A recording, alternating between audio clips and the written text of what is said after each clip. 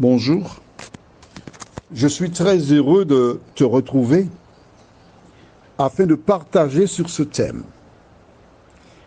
Je voudrais rappeler et dire aux nouvelles personnes que les éditions spéciales sont réalisées à partir de vidéos que des personnes m'envoient. Je ne vais pas chercher pour faire la guerre à quiconque, premièrement. Deuxièmement, toutes les personnes sur Terre qui ont une Bible et qui cherchent à connaître la vérité doivent être respectées.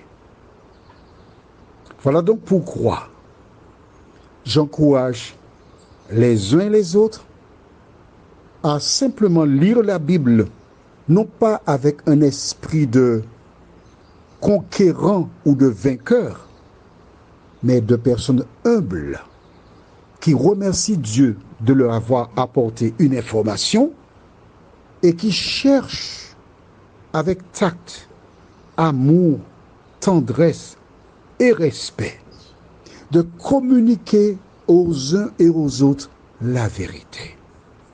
Lorsque tu as Jésus en toi, tu respectes et aimes le prochain. D'accord? Troisièmement, des personnes s'engagent dans des croisades modernes pour gagner des personnes, des membres, faire des adeptes.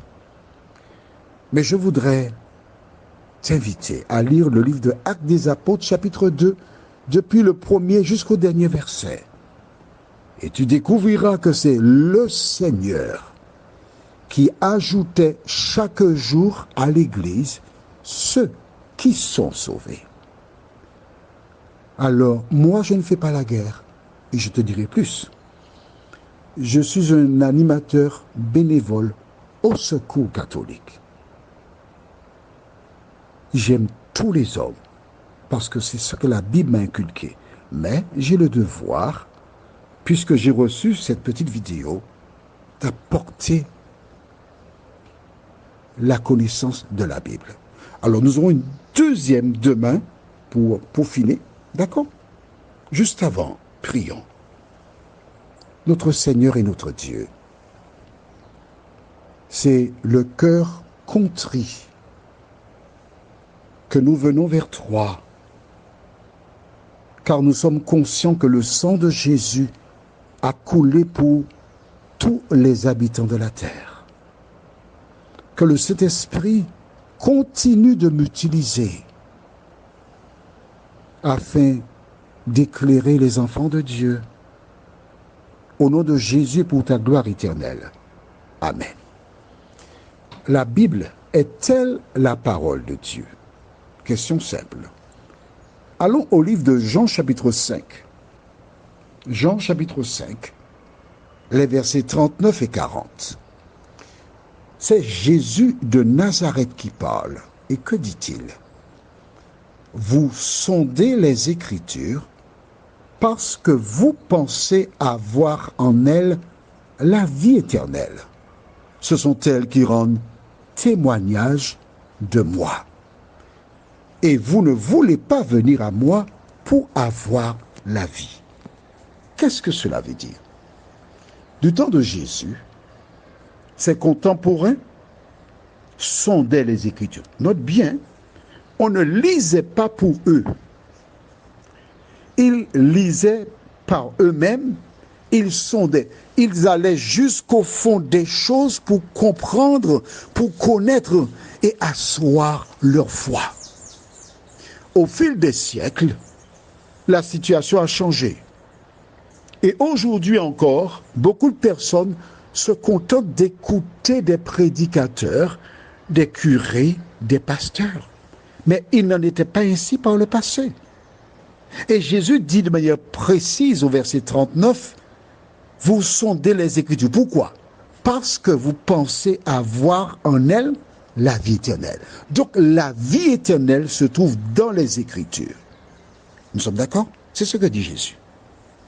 C'est dans les Écritures que tu connais la volonté de Dieu, parce qu'elle a été donnée. dans les Écritures que tu sais comment te comporter pour être sauvé. Alors j'ouvre une parenthèse. Personne n'est sauvé parce qu'il est bon. Personne. Tous les hommes sont sauvés exclusivement, totalement, par la foi en Jésus-Christ, et cela s'appelle la grâce. C'est quelque chose d'immérité que Dieu nous donne. Et une fois que nous sommes graciés, qu'est-ce que nous devons faire? Exemple, tu as un petit garçon de 4 ans qui aime manger la confiture de prune de citer. Il mange une première prune sans t'avoir demandé. Que fais-tu? Tu es obligé de lui parler afin qu'il ne recommence pas. Et tu lui dis, je te pardonne. Mais si tu recommences la prochaine fois, je te donne ta. Je te fais grâce. Mais est-ce que parce qu'il a été gracié pour la première prune volée, il est autorisé à voler d'autres prunes? Pas du tout. Il doit cesser de voler. C'est pas ça. Mais si. Mais au verset 40, Jésus dit, et vous ne voulez pas venir à moi pour avoir la vie. C'est-à-dire que toi qui m'écoutes, tu as le choix entre obéir à la parole ou rejeter la parole. Si tu rejettes la parole, tu as rejeté le salut. Allons maintenant au livre de Actes chapitre 17. Actes chapitre 17, le verset 11 déclare: ces Juifs avaient des sentiments plus nobles que ceux de Thessalonique. Ils reçurent la parole avec beaucoup d'empressement et ils examinaient chaque jour les Écritures pour voir si ce qu'on leur disait était exact. Tu vois donc qu'en ce temps-là, les personnes qui écoutaient les sacrificateurs et autres, ils devaient certainement prendre des notes d'un petit carnet, et quand ils rentraient à leur domicile, ils prenaient les Écritures et ils examinaient pour voir si ce qu'on leur avait dit était exact. C'est pour cela que j'ai toujours dit, je le répète, avant d'écouter les audios que je produis sous l'influence du Saint-Esprit, tu commences par prendre les références. Tu les cherches, tu les lis. Tu mets un petit bout de papier dans les pages. Et quand tu commences à étudier, avant d'écouter l'audio, tu pries. Tu dis, Seigneur, je vais écouter une parole. Si elle est de toi, qu'elle reste en moi et aide-moi à la mettre en pratique. Une fois que tu as dit cela, tu écoutes, tu lis en même temps pour voir si ce que je dis est conforme à ce qui est dans la Bible. Si un jour, tu vois que je dis quelque chose qui n'est pas conforme à la Bible, alors tu supprimes le message. Tu cesses d'écouter les audios que je produis. En revanche, si tu vois que c'est la vérité, mets-la en pratique. Tu as vu, ils examinaient quand? Chaque jour. Et c'est pourquoi je produis les audios chaque jour. En fait, tu les reçois chaque jour, mais ils sont enregistrés longtemps en avance. Exemple, les audios du matin que tu reçois ont été enregistrés avant décembre 2022. Tout ce que tu entends le matin est déjà enregistré. Tu sais pourquoi? Parce que Dieu est un Dieu d'ordre. Donc, ils examinaient. Quand le curé dit ce verset, il dit vrai, puisque c'est écrit dans la Bible. Mais tu notes qu'il parle des Écritures. Allons maintenant au livre de 2 Timothée, chapitre 3, versets 14 à 17. 2 Timothée 3, versets 14 à 17. C'est Saint Paul qui s'adresse à Timothée. Que dit-il? 3. Demeure dans les choses que tu as apprises et reconnues certaines, sachant de qui tu les as apprises. Verset 14 dit, demeure dans les choses que tu as apprises. Tu étais petit, ta maman t'a inculqué ça, mais qu'est-ce que tu dois faire ensuite? Et reconnu certaines. Il te faut vérifier si ce que maman t'a appris, c'est juste. Si c'est juste, reste là-dedans. Mais si ce n'est pas juste, que dois-tu faire? Tu as quelque chose à faire, pas vrai? Allons au verset 15. Il dit, dès ton enfance, tu connais les saintes lettres qui peuvent te rendre sage à salut par la foi en Jésus-Christ.